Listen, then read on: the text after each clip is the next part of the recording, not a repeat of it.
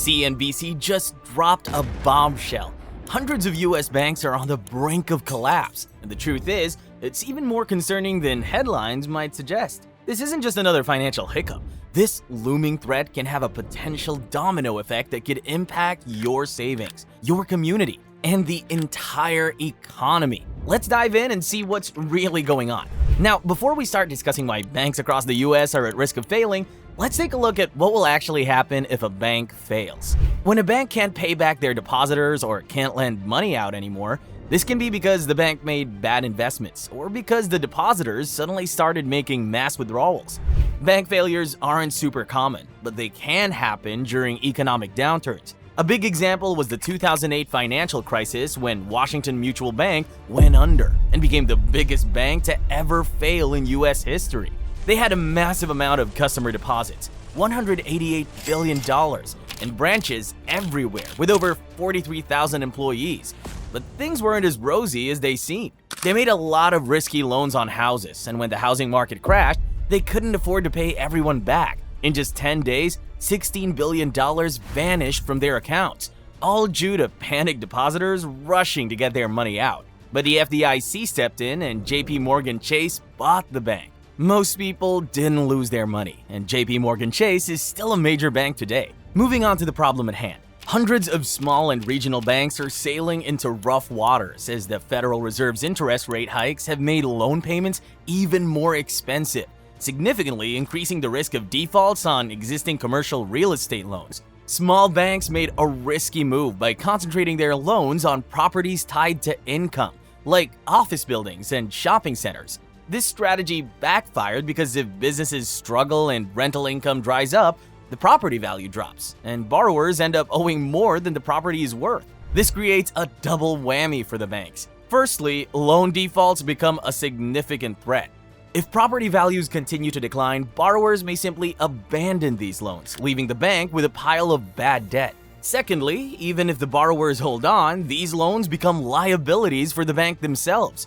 In a market with much higher current interest rates, nobody wants a low interest rate loan. The potential consequences of this situation are real and can impact everyday people because small banks are deeply embedded in the communities they serve. Further complicating the situation, a significant amount of these commercial real estate loans worth $1 trillion are maturing in 2024.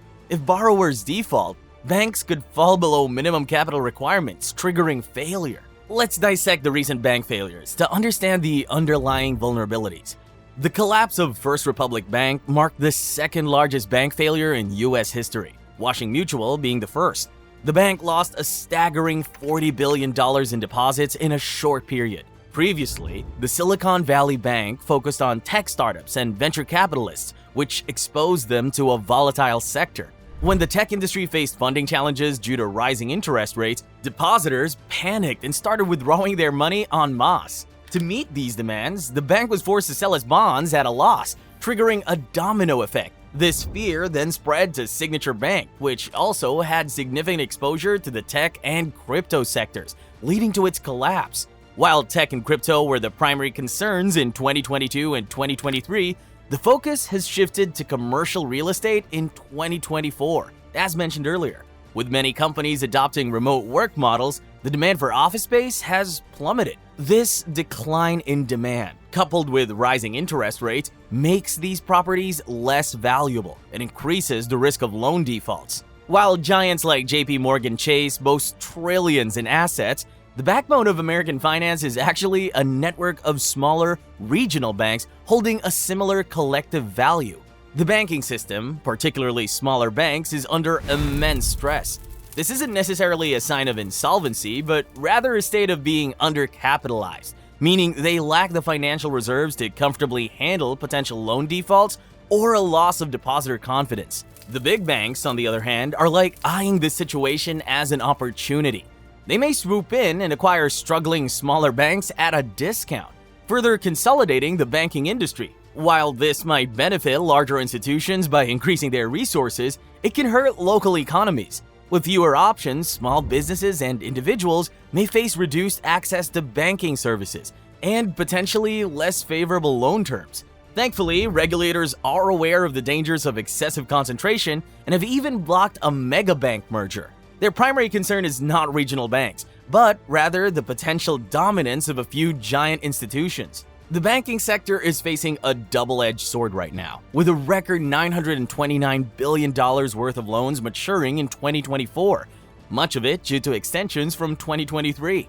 This surge is a consequence of the pandemic-era relief measures that many businesses relied on. Now, with repayments due, some smaller banks could face difficulties if borrowers struggle to refinance or repay. And unlike larger institutions with more diversified portfolios, smaller banks are highly susceptible to a loss of confidence among depositors, with some depositors pulling their money out of banks, further straining bank finances. This can trigger a scramble for banks to offer competitive rates to retain deposits, further squeezing their profit margins. Banks that bought long-term bonds when interest rates were lower are now also stuck with less valuable assets because their yield is lower. No one wants old bonds when new ones pay higher yields. The 2008 financial crisis also still casts a long shadow. Since then, over 500 banks have failed.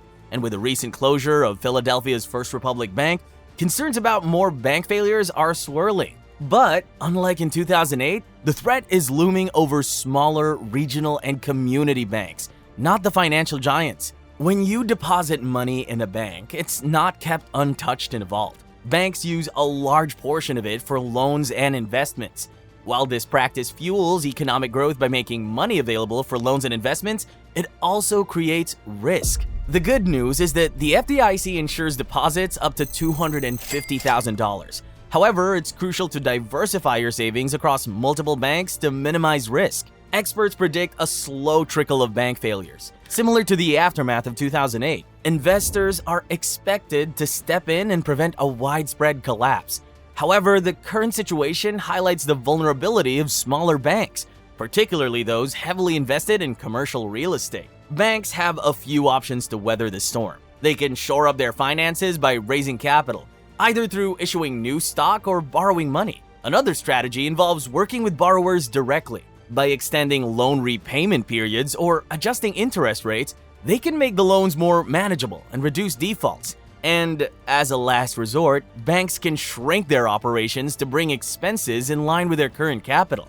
Not just banks. You, the consumer, also needs to protect yourself by verifying that your bank offers FDIC insurance, spreading your deposits across multiple banks or account types to maximize your FDIC coverage, and proactively asking your bank about their financial health and keeping yourself updated.